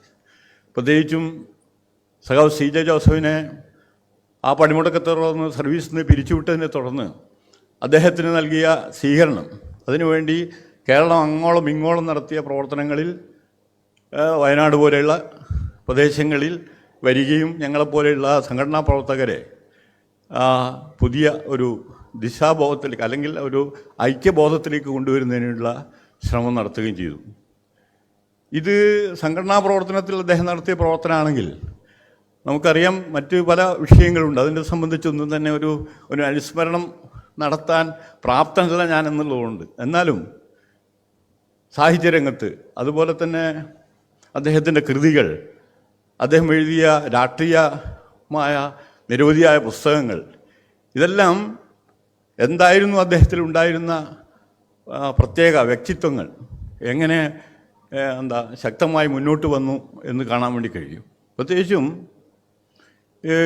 ഇന്നത്തെ കാലഘട്ടത്തിൽ നമ്മുടെ കേരളീയ സമൂഹത്തിൽ തന്നെ സംഘപരിവാർ, അതുപോലെ തന്നെ മത രാഷ്ട്രീയ സംഘടനകൾ, ഇവരെല്ലാം ഇന്ന് നടത്തിക്കൊണ്ടിരിക്കുന്ന പ്രവർത്തനങ്ങളെ അതിശക്തമായി ഒരു വലിയ കാഴ്ചപ്പാടോടുകൂടി മാനസികമായ അപഗ്രഥനത്തിലൂടെ നടത്തിയ അദ്ദേഹത്തിൻ്റെ നിരവധി പുസ്തകങ്ങൾ, അതൊന്നും വേണ്ടത്ര ഇന്നും കേരളത്തിൻ്റെ സമൂഹത്തിൽ വായിക്കപ്പെട്ടിട്ടില്ല എന്നാണ് എനിക്ക് തോന്നുന്നത്. തികച്ചും അദ്ദേഹത്തിൻ്റെ രാഷ്ട്രീയ പഠനങ്ങൾ, ഇസ്ലാം മതത്തിനെ സംബന്ധിച്ചുള്ള അതിൻ്റെ പൊളിറ്റിക്കൽ ഇസ്ലാം എന്നുള്ള അദ്ദേഹത്തിൻ്റെ പുസ്തകം ഇന്നത്തെ കാലഘട്ടത്തിൽ പല സംഘടനകളും ഈ വർഗീയ സംഘടനകൾ അതെല്ലാം ഉപയോഗപ്പെടുത്തിക്കൊണ്ട് ഇന്നത്തെ കേരളീയ രാഷ്ട്രീയത്തിൽ നടത്തിക്കൊണ്ടിരിക്കുന്ന പ്രവർത്തനങ്ങളെ ഫലപ്രദമായി താത്വികമായി അല്ലെങ്കിൽ രാഷ്ട്രീയമായി കൃത്യമായി പരിശോധിക്കാൻ കഴിയുന്ന കൃതികളാണ് എന്ന് നമുക്ക് കാണാൻ വേണ്ടി കഴിയും. അതേപോലെ തന്നെ അദ്ദേഹത്തിൻ്റെ പ്രധാനപ്പെട്ട എല്ലാവർക്കും ഓർമ്മയുണ്ടാവും, അദ്ദേഹം 1983 മുതലാണ് എനിക്ക് അദ്ദേഹത്തെ പരിചയപ്പെട്ട് ഞാൻ പറഞ്ഞു. 83 മുതൽ കേരള എൻജി യൂണിയൻ്റെ സംസ്ഥാന സമ്മേളനങ്ങളിലെല്ലാം അദ്ദേഹം ഒരു നിറസാന്നിധ്യമായി നിൽക്കാറുണ്ട്. ആ കാലഘട്ടത്തിലാണ് അദ്ദേഹമായിട്ടുള്ള പരിചയം. അന്ന് അദ്ദേഹത്തിൻ്റെ പ്രസംഗങ്ങളിലെല്ലാം അദ്ദേഹം ഉപയോഗിക്കുന്ന ഒരു പ്രത്യേക പദമുണ്ട്. അത് അദ്ദേഹത്തിൻ്റെ ഇപ്പോൾ പ്രസിദ്ധീകരിച്ച റിട്ടയർമെൻറ്റിന് ശേഷം അദ്ദേഹം പ്രസിദ്ധീകരിച്ച പുസ്തകങ്ങളിലും അത്തരം പദപ്രയോഗങ്ങൾ കാണാൻ വേണ്ടി കഴിയും. സന്ത്രാസം എന്ന് പറയുന്ന പ്രയോഗമുണ്ട്. മലയാളി ഡോക്ടറെ കാണുമ്പോൾ തന്നെ അല്ലെങ്കിൽ അദ്ദേഹത്തിൻ്റെ പ്രസംഗം ശ്രവിക്കുമ്പോൾ തന്നെ നമ്മളെ മനസ്സിൽ വരുന്ന ഒരു വാക്കാണ് സന്ത്രാസം. അതിൻ്റെ വാച്യാർത്ഥം ഞാൻ നോക്കി. അത് ഉൾഭയം എന്നോ അല്ലെങ്കിൽ അമ്പരപ്പെന്നോ മറ്റോ വാച്യാർത്ഥമുള്ള പദം. പക്ഷെ യഥാർത്ഥത്തിൽ അദ്ദേഹത്തിന് ഒരു ഉൾവിളിയായിട്ടാണ് ആ പദം യഥാർത്ഥത്തിൽ അദ്ദേഹം ഉപയോഗിച്ചുകൊണ്ടിരുന്നത്. ഓരോ സന്ദർഭത്തിലും ഉണ്ടാകുന്ന അദ്ദേഹത്തിൻ്റെ ഉൾവിളികൾ അത് ശാസ്ത്രീയമായ പരിശോധനയ്ക്ക് വിധേയമാക്കിക്കൊണ്ട് ഒരു ശാസ്ത്രീയ വൈരുദ്ധ്യാത്മക ഭൗതികവാദ ശാസ്ത്രത്തിൻ്റെ പിൻബലത്തോടുകൂടി അതിനെ കൃത്യമായി പരിശോധിച്ചുകൊണ്ട് അത് തൻ്റെ സംഘടനക്കകത്തും സമൂഹത്തിനകത്തും അദ്ദേഹം പ്രയോഗിച്ചു എന്നുള്ളതാണ്. കേരളത്തിലെ സിവിൽ സർവീസിൽ അദ്ദേഹം കേരള ഗസറ്റ് ഓഫീസേഴ്സ് അസോസിയേഷനാണ് അതിൻ്റെ ടൂൾ ഒരു ഉപകരണം എന്നുള്ള നിലയിൽ ഏറ്റവും ശരിയായ ശാസ്ത്ര സമീപനത്തെ ആ സമൂഹത്തിൽ പ്രതിബന്ധിക്കുന്നതിനൊരു ടൂളായി അദ്ദേഹം ഉപയോഗിച്ചത് കേരള ഗസറ്റ് ഓഫീസേഴ്സ് അസോസിയേഷനെയാണ്. അതുകൊണ്ട് തന്നെയാണ് കേരള ഗസറ്റ് ഓഫീസേഴ്സ് അസോസിയേഷൻ ഇന്നത്തെ നിലയിൽ തൻ്റെ വർഗത്തെ, തൊഴിലാളി വർഗത്തെ കണ്ടെത്താനും അതിൻ്റെ കൂടെ നിൽക്കാനും ഇന്ന് കേരള ഗസറ്റ് ഓഫീസേഴ്സ് അസോസിയേഷന് സാധ്യമായത് അദ്ദേഹം നടത്തിയ ഈ പ്രവർത്തനത്തിൻ്റെ ഫലമായിട്ടാണ്. ഒട്ടേറെ നേതാക്കൾ അല്ലെങ്കിൽ ഒട്ടേറെ സഹപ്രവർത്തകർ അദ്ദേഹത്തിന് അതിന് സഹായകരമായി നിന്നിട്ടുള്ള കാര്യത്തിലൊന്നും തർക്കമില്ല. ഓരോ പ്രക്ഷോഭങ്ങളിലും പങ്കെടുക്കുമ്പോഴും വളരെ സ്വതസിദ്ധമായ ശൈലിയിൽ അദ്ദേഹത്തിൻ്റെ നർമ്മരസം നൽകുന്ന രീതിയിൽ ഈ പ്രശ്നങ്ങൾ അവതരിപ്പിക്കുകയും അദ്ദേഹം അതിന് നേതൃത്വപരമായ പങ്കുവഹിക്കുകയും ചെയ്തു എന്നുള്ളതാണ് പ്രത്യേകത. ഇത് ഇന്ന് ആകെ അദ്ദേഹത്തിൻ്റെ ജീവിതം ആകെ എടുത്ത് പരിശോധിച്ചാലും ഒരു വലിയ കാര്യങ്ങൾ അവശേഷിപ്പിച്ചുകൊണ്ടാണ് അദ്ദേഹം പിന്മാറിയിട്ടുള്ളത്. നമുക്കറിയാൻ കഴിയുന്നു, വെറും വിശ്വസിക്കുക അല്ലെങ്കിൽ പറയുക എന്നുള്ളത് മാത്രമല്ല, അത് ജീവിതത്തിലുടനീളം അദ്ദേഹം കാണിച്ചു തന്നു എന്നുള്ളതാണ്. അദ്ദേഹത്തിൻ്റെ സഹപ്രവർത്തനായിരുന്ന ഇന്നും ജീവിച്ചിരിക്കുന്ന മീര സാഹിബ്, അദ്ദേഹം KGOയുടെ സംസ്ഥാന പ്രസിഡൻ്റായിരുന്നു. അദ്ദേഹം എഴുതിയ കുറിപ്പിൽ പറയുന്നത് പോലെ പല സാഹചര്യങ്ങളും ഇന്നത്തെ സമൂഹത്തിൻ്റെ എല്ലാ ദുശ്ചേതികളും നിന്നുകൊണ്ട് പ്രവർത്തിക്കാൻ കഴിയുന്ന ഒരു കാലഘട്ടത്തിൽ അതിനെല്ലാം എതിരായി ചിന്തിച്ചുകൊണ്ട് അഴിമതിരഹിതനായി സ്വന്തം കർത്തവ്യബോധത്തിൽ അല്ലെങ്കിൽ ജോലിയോട് ആത്മാർത്ഥമായ പ്രവർത്തനം നടത്തിക്കൊണ്ട് അദ്ദേഹം പ്രവർത്തിച്ചു എന്നുള്ളതാണ്. അത് അദ്ദേഹത്തിൻ്റെ ജീവിതത്തിലുടനീളം നമുക്ക് കാണാൻ വേണ്ടി കഴിയും. അതിൻ്റെ വിശദാംശങ്ങളിൽ കടന്നു പോകാൻ ഞാൻ ആഗ്രഹിക്കുന്നില്ല. കാരണം വ്യക്തിപരമായി അദ്ദേഹത്തിൻ്റെ ജീവിതം ഒരു തുറന്ന പുസ്തകം തന്നെയായിരുന്നു. അത് നമുക്ക് വളരെ പകൽ പോലെ വ്യക്തമായി കാണാൻ വേണ്ടി കഴിയുന്നതാണ്. അത്തരം ഒരു ഒരു സാഹചര്യത്തിലൂടെയാണ് അദ്ദേഹം കടന്നു പോയിട്ടുള്ളത്. അത് തങ്ങളുടെ പിൻഗാമികൾക്ക് ഒരു വരദാനം പോലെ അദ്ദേഹത്തിൻ്റെ ജീവിതം തന്നെ കാണിച്ചു എന്നുള്ള. ഇപ്പോൾ മഹാത്മാഗാന്ധിയൊക്കെ പറഞ്ഞ പോലെ എൻ്റെ ജീവിതമാണ് എൻ്റെ സന്ദേശം എന്ന് പറഞ്ഞ പോലെ അദ്ദേഹത്തിൻ്റെ ജീവിതം തന്നെ ഞങ്ങളെപ്പോലെയുള്ള അദ്ദേഹത്തിൻ്റെ പിൻഗാമികൾക്ക് ഒരു ഇത് വരദാനം പോലെ നൽകി അദ്ദേഹം ജീവിതത്തിൽ നിന്ന് വിടവാങ്ങി എന്നുള്ള. അപ്പോൾ ആ രൂപത്തിൽ സംസ്ഥാന ഗവൺമെൻറ് ജീവനക്കാരെ ഇന്നത്തെ നിലയിലുള്ള സംഘടിത ശക്തിയാക്കുന്നതിൽ അതിലേറ്റവും പ്രധാനപ്പെട്ട ഒന്നാണ് FSCTO എന്ന് പറയുന്ന പ്രസ്ഥാനം. സംഘടനയുടെ ആവിർഭാവ കാലം മുതൽ ഉണ്ടായിരുന്ന സങ്കല്പമായിരുന്നു ജീവനക്കാർക്ക് ഒരൊറ്റ സംഘടന എന്നുള്ള കാര്യം. ഒറ്റ സംഘടന. ആ സംഘടന എന്നുള്ള ലക്ഷ്യം പ്രാപ്തമാക്കുന്നതിന് വേണ്ടി കാലാകാലങ്ങളിൽ നടത്തിയ പ്രവർത്തനത്തിൻ്റെ ഫലമായി പല സംഘടനകളും ലയിക്കുകയും കൂടിച്ചേരുകയും ഒക്കെ ചെയ്തിട്ടുണ്ട്. അതേപോലെ ഗസറ്റ് ഓഫീസ് അകന്ന് FSCTO പ്രസ്ഥാനത്തിൽ നിന്ന് മാറി നിന്നിരുന്ന ഗസറ്റ് ഓഫീസ് അസോസിയേഷനെ ഈ ഐക്യപ്രസ്ഥാനത്തിലേക്ക് 2002 FSCTOയിൽ KGOA എന്ന് പറഞ്ഞ സംഘടന അണിചേരുന്നത്. ആ പരിസ്ഥിതിയിലേക്ക് അതിനെ പരുവപ്പെടുത്തുന്നു. അങ്ങനെ ഗസറ്റ് ഓഫീസ് അസോസിയേഷനെ പരുവപ്പെടുത്തിയെടുക്കുന്നതിൽ, അങ്ങനെ ജീവനക്കാരുടെ സംഘടനാ രൂപീകരണ കാലത്തുള്ള സ്വപ്നം യാഥാർത്ഥ്യമാക്കുന്നതിൽ അദ്ദേഹം നടത്തിയ അനവരതം നീണ്ടുന്ന പ്രവർത്തന ശൈലി എന്നും മാതൃകാപരമാണ് ഇന്നത്തെ കാലഘട്ടത്തിൽ നിന്ന്. അതുകൊണ്ട് ഒരിക്കൽ കൂടി ഈ സന്ദർഭത്തിൽ നമുക്ക് ഓർക്കാൻ കഴിയുന്നത് അദ്ദേഹത്തിൻ്റെ ജീവിതം കൊണ്ട് തന്നെ അദ്ദേഹം തൻ്റെ പിൻഗാമികൾക്ക് ഒരു മാതൃക സൃഷ്ടിച്ചുകൊണ്ടാണ് കടന്നുപോയത് എന്നുള്ളതാണ് നമുക്ക് ഓർക്കാൻ വേണ്ടി കഴിയുക. അദ്ദേഹത്തിൻ്റെ ധന്യമായ സ്മരണകൾക്ക് മുമ്പിൽ ഊഷ്മളമായ ആദരാഞ്ജലി അർപ്പിച്ചുകൊണ്ട് ഞാൻ എൻ്റെ വാക്കുകൾ അവസാനിപ്പിക്കുന്നു. അഭിവാദനം. പ്രശസ്തി പത്രവും ഫലകവും 50,000 രൂപയും അടങ്ങുന്നതാണ് doctor N M Muhammad Ali endowment award നിർണയ സമിതിയുടെ കൺവീനർ KGയുടെ സംസ്ഥാന കമ്മിറ്റി അംഗവുമായിട്ടുള്ള ഡോക്ടർ യു സലീൽ പ്രശസ്തി പത്രം വായിക്കും. കേരള ഗസറ്റഡ് ഓഫീസേഴ്സ് അസോസിയേഷൻ 10ാമത് doctor N M Muhammad Ali endowment പ്രശസ്തി പത്രം. കേരള ഗസറ്റഡ് ഓഫീസേഴ്സ് അസോസിയേഷന്റെ ജനറൽ സെക്രട്ടറി, സംസ്ഥാന പ്രസിഡന്റ് എന്ന നിലയിൽ ദീർഘകാലം പ്രവർത്തിച്ച ഡോക്ടർ എൻ എം മുഹമ്മദ് അലിയുടെ സ്മരണാർത്ഥം ഏർപ്പെടുത്തിയ എൻഡോമെൻറ്റ് 2025 കേരളത്തിലെ നാടക പ്രസ്ഥാനത്തിന് സമഗ്ര സംഭാവനകൾ നൽകിയ വനിതയ്ക്കാണ് നൽകുന്നത്. 7 ദശകത്തിനപ്പുറം അരങ്ങനുഭവമുള്ള നിലമ്പൂർ ആയിഷ 1953 നിലമ്പൂർ യുവജന കലാസമിതി അവതരിപ്പിച്ച ഇജ്ജ് നല്ല മനസ്സിനാവാൻ നോക്ക് എന്ന നാടകത്തിലൂടെ അഭിനയ ലോകത്തെത്തിയത്. അന്നത്തെ പൊതുബോധത്തെയും യാഥാസ്ഥിതിക അന്തരീക്ഷത്തെയും അതിജീവിച്ച് നാടകവേദിയിലെത്തിയ ആയിഷയ്ക്ക് നാടകവേദിയിൽ തുടരാനും നിരന്തരം പോരടിക്കേണ്ടി വന്നു. മർദ്ദനങ്ങളേറ്റു. അരങ്ങിലേക്ക് പായിച്ച വെടിയുണ്ടയിൽ നിന്ന് രക്ഷപ്പെട്ടത് തലനാരിഴയ്ക്കാണ്. 100 കണക്കിന് നാടകങ്ങളിൽ അഭിനയിച്ച ആയിഷ ആദ്യകാലത്ത് അഭിനയത്തിൽ നിന്ന് ലഭിച്ചിരുന്ന പ്രതിഫലം പ്രദേശത്തെ കമ്മ്യൂണിസ്റ്റ് പാർട്ടി ഘടകത്തെ ഏൽപ്പിക്കുകയും അവർ നൽകിയ തുക കൊണ്ട് ജീവിക്കുകയും ചെയ്ത് മാതൃക കാണിച്ച സാമൂഹിക വിപ്ലവകാരിയാണ്. കേരള നൂർജഹാൻ എന്നറിയപ്പെടുന്ന നിലമ്പൂർ ആയിഷയുടെ ഈ അരങ്ങനുഭവങ്ങൾ പുതുതലമുറയ്ക്ക് കൂടി മനസ്സിലാക്കുവാൻ ഉതകും വിധം 10ാമത് doctor N M Muhammad Ali endowment Shrimati Nilambur ആയിഷയ്ക്ക് സമർപ്പിക്കുന്നു. നന്ദി. ഉപഹാര സമർപ്പണത്തിനായി പ്രിയപ്പെട്ട സ്വരാജ് സഖാവിനെയും ഏറ്റുവാങ്ങുന്നതിനായി പ്രിയപ്പെട്ട നിലമ്പൂർ ആയിഷ അവർകളെയും ക്ഷണിക്കുന്നു.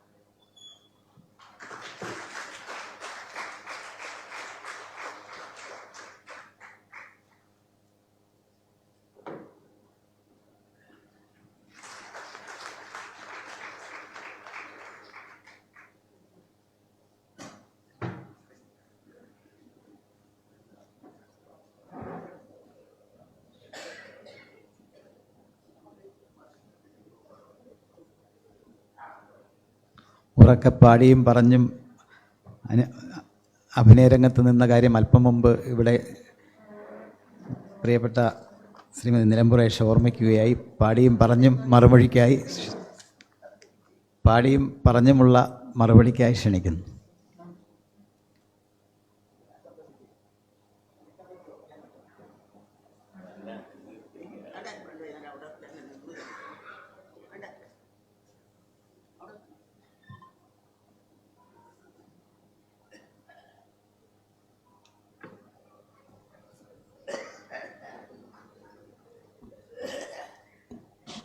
ബഹുമാനപ്പെട്ട സഹോദരന്മാരെ, വേദിയിലിരിക്കുന്ന പ്രശസ്തരും പ്രഗത്ഭരുമായ വ്യക്തിത്വങ്ങളെ, നിങ്ങൾക്കേവർക്കും എൻ്റെ അഗൈതവമായ നന്ദി ഞാൻ രേഖപ്പെടുത്തിക്കൊള്ളട്ടെ. ബഹുമാനപ്പെട്ടവരെ, ഞാൻ എൻ്റെ ജീവിതം എന്ന് പറഞ്ഞാൽ ഒരു വലിയ സംഭവം തന്നെയാണ്.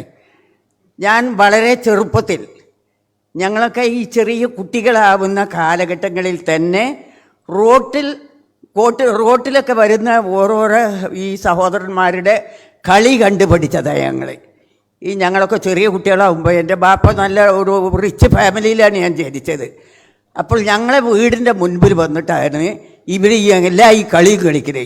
ഇവരെ അവിടെ ഒരു പ്രാവശ്യം കളിച്ചാൽ ഞാനും എൻ്റെ ജ്യേഷ്ഠൻ മാനു മുഹമ്മദും എൻ്റെ അനുജൻ കുഞ്ഞാലിനും ഞങ്ങൾ 3 പേരും ഇപ്പുറത്ത് അതിനേക്കാൾ കളിക്കും, നന്നായിട്ട് കളിക്കും. ഇങ്ങനെ ഈ പിന്നെ ഇതിൻ്റെ മുകളിലെ കൂടെയൊക്കെ ഇങ്ങനെ ഈ വഴി കെട്ടുമല്ലോ, അതിൻ്റെ മുകളിൽ കൂടെ ഞങ്ങൾ കയറി ഇങ്ങനെ വന്നിട്ട് 3 പേരും ഓരോരുത്തരായിട്ട് ഞങ്ങൾ കളിച്ചു മാറുമായിരുന്നു അന്നങ്ങനെ. അപ്പം അതൊരു കലാബോധമാണ്. അതൊക്കെ പിന്നെ കലയണമെന്നൊന്നും ആ കാലഘട്ടത്തിൽ അറിയില്ല. പിന്നെ കുറേ കാലങ്ങൾക്ക് ശേഷമാണ് ഞാൻ ഇങ്ങനെ ഒരു EKIM ഒരു നാടകം എഴുതുകയാണ്. ഈ നാടകം എഴുതുമ്പോൾ അതിന് എന്താ പേരിടേണ്ടതെന്ന് അറിയില്ല ഇവർക്ക്. ഇവരിങ്ങനെ ഇരുന്ന് സംസാരിക്കുമ്പോൾ അടുത്തടുത്ത് ഒരു മനുഷ്യനുണ്ട് ഇങ്ങനെ ഒരു സൈക്കിൾ കഴുകുന്നു. സൈക്കിൾ കഴുകുമ്പം പറഞ്ഞേ, എടാ ഇജ്ജ് നാടകം എഴുതിയതിന് മുമ്പ് ഇജ്ജ് നല്ലൊരു മനുഷ്യരാകാൻ നോക്കുകയാണ്. IKM പറഞ്ഞു, എൻ്റെ നാടകത്തിൻ്റെ പേര് ഇജ്ജ് നല്ലൊരു മനുഷ്യരാകാൻ നോക്ക്. അങ്ങനെയാണ് ആ നാടകമുണ്ടായത്. പുരുഷന്മാർ വേഷം കെട്ടി നടക്കുന്ന ആ കാലഘട്ടങ്ങളിൽ ഒരു ദിവസം എൻ്റെ വീട്ടിലേക്ക് അയമുക്ക കയറി വരുമ്പോൾ ഞാൻ എൻ്റെ ഉമ്മയുടെ ഗ്രാമഫോൺ റെക്കോർഡിലുള്ള പാട്ട് പാടുക, അതും ഒരു ഹിന്ദി പാട്ട്. ടുക്കരാക്കി മുझे जाने वाले दूने अरमानों की दुनिया लूट ली, मुस्कुराने भी न पाई दीता मन्ना लूट ली, हाई दुनिया लूट ली, ओ जाने वाले. ഇങ്ങനെ പറഞ്ഞപ്പോൾ എൻ്റെ ഉമ്മ പറഞ്ഞേ, നിർത്തടി എൻ്റെ കളിയൊക്കെ, അതൊന്നും പറ്റൂല, നമ്മുടെ ഇവിടെ ഇതൊന്നും പറ്റൂലായിരുന്നു. ഞാൻ പറഞ്ഞ് രക്ഷിക്കാൻ കഴിയാത്ത ഒരു മതസ്ഥരും നമ്മളെ ശിക്ഷിച്ച് നടക്കാൻ കഴിയില്ല. അപ്പം എൻ്റെ ഉമ്മ പറഞ്ഞു, അത് ശരിയാണല്ലോ, ഇവർ ശിക്ഷിക്കാൻ മാത്രമല്ലല്ലോ, നമ്മളെ രക്ഷിക്കാനും കൂടി വരില്ലെങ്കിൽ പിന്നെ ഇവർ അത് വേണ്ട. അങ്ങനെയാണ് ഞാനൊരു നാടക നടിയായി വരുന്നത്. EKIMൻ്റെ ആ നാടകത്തിൽ ഇജ്ജ് നല്ല മനസ്സിലാകാൻ നോക്കി എന്നുള്ള നാടകം ഞങ്ങളത് കളിച്ചതിന് അവസാനമില്ല. 2000-ഓളം വേദി കേരളത്തിൻ്റെ അങ്ങോട്ടും ഇങ്ങോട്ടും.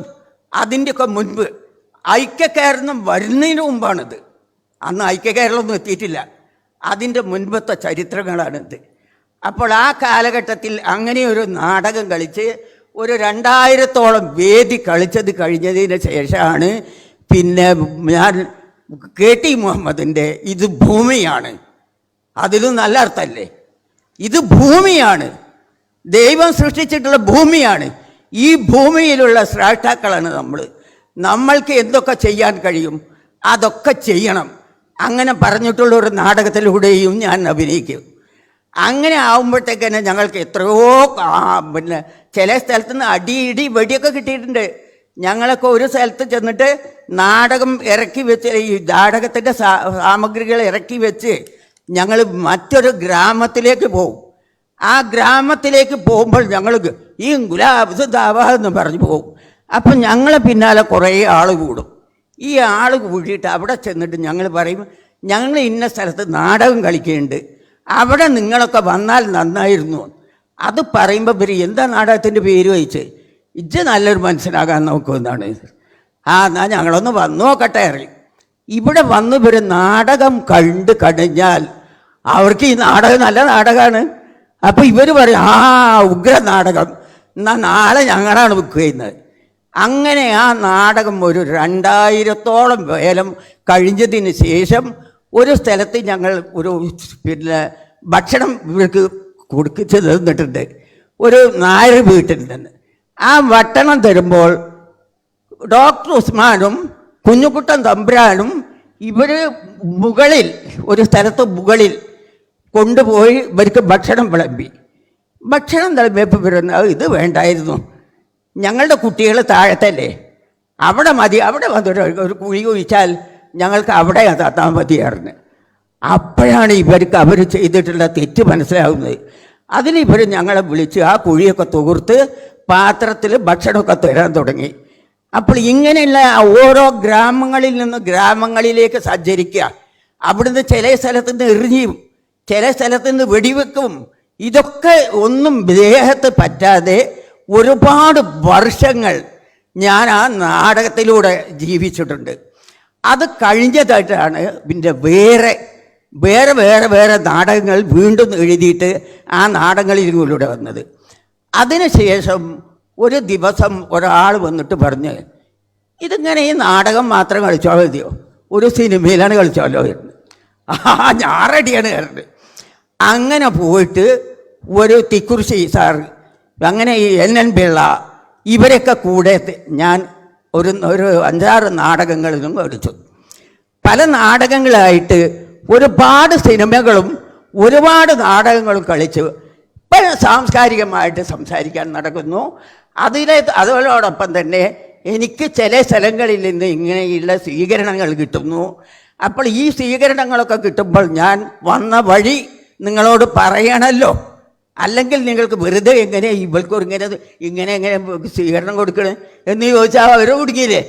അപ്പോൾ അതുകൊണ്ടാണ് ഞാൻ വിശദീകരിക്കുന്നത്. അപ്പോൾ അത്രയധികം കൂലങ്കുശമായി ചിന്തിക്കാൻ കഴിയും എനിക്ക്. ഞാൻ ഇന്ന് 90 വയസ്സുണ്ടെങ്കിലും ആ വയസ്സൊക്കെ എൻ്റെ മനസ്സിലില്ല. ഞാനിപ്പോഴും 16 വയസ്സാണ് എനിക്ക്. അവിടെയാണ് ഞാൻ നിൽക്കുന്നത്. എനിക്ക് വയസ്സായി എന്ന് തോന്നിക്കഴിഞ്ഞാൽ വടി കുത്തി ഞാൻ മാളെ വല്ലതും തരുക വെച്ചിട്ട് പോകണ്ടേ, അതിന് പോകാൻ എനിക്ക് മനസ്സില്ല. അതുകൊണ്ട് തന്നെ ഞാൻ ഇന്നും ധൈര്യമായിട്ട് സംസാരിച്ചുകൊണ്ട് എനിക്ക് എന്തെങ്കിലും അറിയുന്നത് എന്തെങ്കിലും മതി, ഇല്ലെങ്കിൽ പോട്ടോ വണ്ടി, എന്തായാലും ഞാൻ പറയാനുള്ളത് പറയും. അപ്പോൾ നമ്മളുടെ നാടിൻ്റെ ഉന്നമനത്തിന് വേണ്ടി പ്രവർത്തിക്കണമെങ്കിൽ വിദ്യാഭ്യാസം അനിവാര്യമാണ്. മാത്രമല്ല നമ്മൾ സ്ത്രീകൾ വെളിയിലിറങ്ങണം. അവർ പണ്ടത്തെ കാലഘട്ടങ്ങളിൽ ഇരുന്നിരുന്ന മതി വേറെ ആണുങ്ങളുടെ ചട്ടി കഴുകാൻ മാത്രമല്ല, നമ്മൾക്കുമുണ്ട് സ്വാതന്ത്ര്യം. ആ സ്വാതന്ത്ര്യത്തിന് പിടിച്ചടക്കാൻ നമ്മൾ ശ്രമിക്കണം. അല്ലെങ്കിൽ നമ്മൾ നരകത്തിലേക്ക് കൂപ്പുകുത്തും, നമ്മളെ ചവിട്ടി അരക്കും. അതിന് കഴിയില്ല. ഞങ്ങൾക്ക് മനസ്സില്ല, ഞങ്ങൾക്ക് ജോലി വേണം. ഞങ്ങളെ കുട്ടികളെ പോറ്റാൻ നിങ്ങൾ കൊടുക്കുന്നത് പോലെ കൊടുക്കാൻ ഞങ്ങൾക്കും കഴിയണം. അത് പറയുമ്പോഴേ നമ്മളുടെ കുട്ടികൾക്കും നമ്മളോട് സ്നേഹം ഉണ്ടാവുകയുള്ളൂ. ഈ വളർന്നു വരുന്ന കുട്ടികൾക്ക് സ്നേഹം തോന്നണമെങ്കിൽ നമ്മൾ അമ്മമാർ സ്നേഹിക്കണം. അമ്മമാരുടെ ലാളന വേണം, അച്ഛന്മാരുടെയും വേണം, ബാപ്പാൻ്റെ വേണം, ഉമ്മാൻ്റെ വേണം. അതൊക്കെ ഉണ്ടാകുമ്പോഴാണ് നമ്മൾക്ക് ഉണ്ടാവുക. അപ്പോൾ അങ്ങനെയുള്ള ഒരു കാലഘട്ടത്തിലാണ് ഇപ്പം നമ്മളുടെ ജീവിതം. ഇപ്പം ആർക്കും എവിടെയും പോയി കളിക്കാം, അല്ലേ? കളിക്കാം, പിന്നെ പഠിക്കാം, അതേപോലെ തന്നെ പ്രസംഗിക്കാം, അല്ലെങ്കിൽ നിങ്ങൾ ആ മേശപ്പുറത്തിരുന്ന് എഴുതാം. എല്ലാം ചെയ്യാനുള്ള സ്വാതന്ത്ര്യം നമ്മൾക്കുണ്ട്. അത് നമ്മളുടെ ഈ ഗവൺമെൻറ് വന്നതിന് ശേഷമാണ് അധികമായിട്ട് നമ്മൾക്ക് കിട്ടിയിട്ടുള്ളത്. അതുകൊണ്ട് തന്നെ എപ്പോഴും ഞാൻ എൻ്റെ മുഖ്യമന്ത്രിനെ മനസ്സിൽ ഓർത്തിട്ടല്ലാതെ ഞാൻ എൻ്റെ സ്റ്റേജിലേക്ക് കയറാറില്ല. കാരണം അദ്ദേഹം നല്ലൊരു മനുഷ്യനാണ്, നല്ല റൂട്ട് കൂടെ പോകുന്ന ഒരു മനുഷ്യൻ. നമ്മൾക്ക് പാവപ്പെട്ട ആളുകൾ എങ്ങനെയാണ് ജീവിക്കേണ്ടത് എന്ന് വരച്ച് കാണിക്കുന്ന മനുഷ്യൻ, ആ മനുഷ്യൻ്റെ കൂടെയാണ്.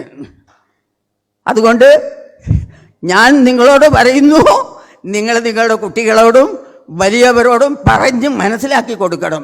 നമ്മളെ രക്ഷിക്കുന്നവരാണ് നമ്മളുടെ ദൈവം, അല്ലാതെ നമ്മളെ ശിക്ഷിക്കുന്നവരല്ല. നമ്മൾക്ക് ശിക്ഷിക്കാൻ ആളുണ്ടാവും, പക്ഷേ രക്ഷിക്കാൻ ആളുണ്ടാവില്ല.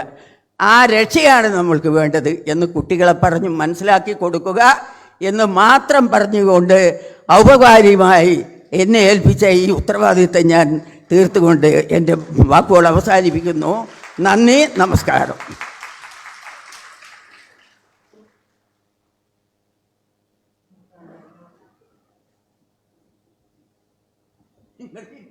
ഈ പരിപാടിയുടെ വിജയത്തിനായി ഒരു റീൽ തയ്യാറാക്കുകയുണ്ടായി. ആ റീലിൻ്റെ തയ്യാറാക്കലിൻ്റെ ഭാഗമായി ഒരു പുതിയ അഭിനേത്രി കൂടി നമുക്ക് ലഭിക്കുകയുണ്ടായി. സഖാവ് നിസ്വ സ്റ്റേജിലേക്ക് കടന്നു വരണമെന്ന് അഭ്യർത്ഥിക്കുന്നു. നിസ്വയ്ക്കുള്ള ഉപഹാരം സഖാവ് സ്വരാജ് നൽകും.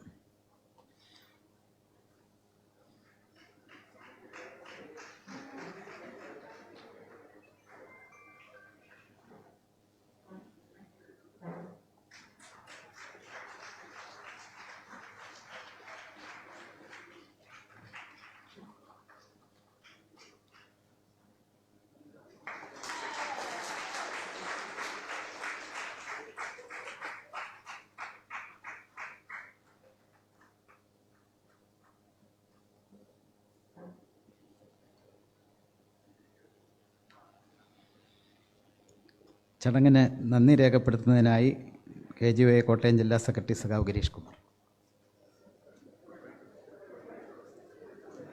ക്ഷമിക്കണം, കോഴിക്കോട് ജില്ലാ സെക്രട്ടറി.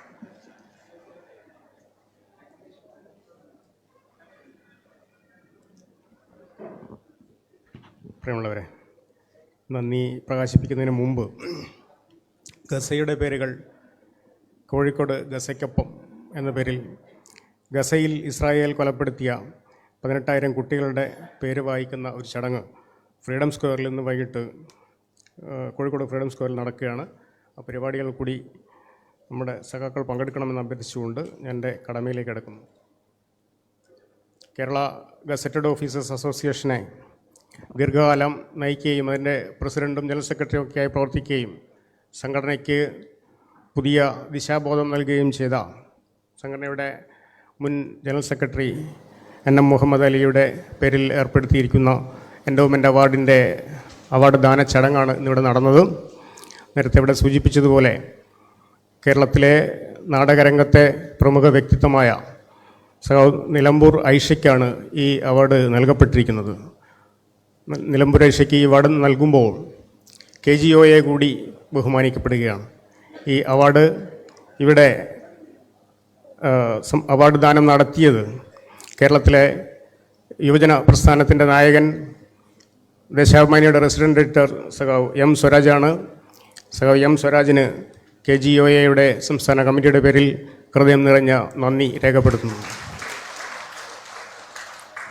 ഈ യോഗത്തിൽ ഈ അവാർഡ് ഏറ്റുവാങ്ങുകയും ഇവിടെ വളരെ നല്ല രീതിയിലുള്ള തൻ്റെ അനുഭവങ്ങളൊക്കെ ഇവിടെ പ്രസംഗിച്ചുകൊണ്ട് ഇവിടെ എത്തിച്ചേർന്ന ശ്രീമതി നിലമ്പൂർ ഐഷയ്ക്ക് KGOയുടെ സംസ്ഥാന കമ്മിറ്റിയുടെ പേരിൽ നന്ദി രേഖപ്പെടുത്തുന്നു. അതോടൊപ്പം തന്നെ ശ്രീമതി നിലമ്പൂർ ഐഷയുടെ കുടുംബം ഈ പരിപാടിയിൽ ചടങ്ങിൽ പങ്കെടുക്കുന്നതിന് വേണ്ടി ഇവിടെ എത്തിച്ചേർന്നിട്ടുണ്ട്. ആ കുടുംബത്തിന് KGOയുടെ പേരിൽ നന്ദി രേഖപ്പെടുത്തുന്നു. ഡോക്ടർ NM മുഹമ്മദ് അലിയുടെ കുടുംബം, അദ്ദേഹത്തിൻ്റെ ഭാര്യ റാബിയ ബി, അതുപോലെ തന്നെ അദ്ദേഹത്തിൻ്റെ മകൾ ആശ ഈ പരിപാടിയിൽ പങ്കെടുക്കുന്നതിന് വേണ്ടി ഇവിടെ എത്തിച്ചേർന്നിട്ടുണ്ട്. അവർക്കും ഈ KGOയുടെ സംസ്ഥാന കമ്മിറ്റിയുടെ പേരിൽ നന്ദി രേഖപ്പെടുത്തുന്നു. KGOയുടെ മുൻ ജില്ലാ സെക്രട്ടറി, ജില്ലാ പ്രസിഡൻ്റായിരുന്ന, കോഴിക്കോട് ജില്ലാ പ്രസിഡൻ്റായിരുന്ന സഖാവ് KR Balakrishnan, doctor KR Balakrishnan ഈ പരിപാടിയിൽ പങ്കെടുത്തിട്ടുണ്ട്. അദ്ദേഹത്തിന് ഈ ചടങ്ങിൽ സംബന്ധിച്ചതിൻ്റെ പേരിൽ സംസ്ഥാന കമ്മിറ്റിയുടെ പേരിൽ നന്ദി രേഖപ്പെടുത്തുന്നു. അതോടൊപ്പം ഇവിടെ അനുസ്മരണ പ്രഭാഷണം നടത്തിയ മുൻ സംസ്ഥാന വൈസ് പ്രസിഡന്റ് സഖാവ് K മുഹമ്മദ് കുട്ടിക്ക് KGOയുടെ സംസ്ഥാന കമ്മിറ്റിയുടെ പേരിൽ നന്ദി രേഖപ്പെടുത്തുന്നു. ഈ യോഗത്തിൽ അധ്യക്ഷത വഹിച്ച KGOയുടെ സംസ്ഥാന പ്രസിഡന്റ് സഖാവ് SR മോഹനചന്ദ്രൻ, അതുപോലെ ഇവിടെ സ്വാഗതം ആശംസിച്ച ജനറൽ സെക്രട്ടറി സഖാവ് എം ഷാജഹാൻ, അതുപോലെ ഇവിടെ പങ്കെടുത്ത എല്ലാ കാലഘട്ടങ്ങളിലും വിരമിച്ചതിന് ശേഷവും നമ്മുടെ സംഘടനയോടൊപ്പം തന്നെ നിൽക്കുന്ന KGOയുടെ ഹോണററി അംഗങ്ങൾ, KGOയുടെ അംഗങ്ങൾ, മറ്റ് ബഹുജന സംഘടനകളുടെ പ്രവർത്തകർ, അതുപോലെ തന്നെ സഹോദര സംഘടന NG യൂണിയൻ ഉൾപ്പെടെയുള്ള മുഴുവൻ പ്രവർത്തകരെയും ഇവിടെ എത്തിച്ചേർന്ന മുഴുവൻ ആളുകളെയും ഒരിക്കൽ കൂടി നന്ദി അറിയിച്ചുകൊണ്ട് എൻ്റെ പ്രഭാഷണം അവസാനിപ്പിക്കുന്നു. അവാർഡ് നിർണയ സമിതി കേരള സംഗീത നാടക അക്കാദമിയുടെ മുൻ വൈസ് ചെയർമാൻ TM എബ്രഹാം ചെയർമാനും തൃശ്ശൂർ ശ്രീ കേരളവർമ്മ കോളേജ് അധ്യാപികയും ഗവേഷകയുമായ ഡോക്ടർ VC സുപ്രിയ, കേരള സാഹിത്യ അക്കാദമി മുൻ പബ്ലിക്കേഷൻ ഓഫീസർ ED ഡേവിഡ് എന്നിവർ അംഗങ്ങളുമായ ജൂറിയാണ് അവാർഡ് നിർണയം നടത്തിയത്. ആ ജൂറിക്കുള്ള നന്ദി കൂടി രേഖപ്പെടുത്തിക്കൊണ്ട് ഈ ചടങ്ങ് സമാപിച്ചതായി അറിയിക്കുന്നു.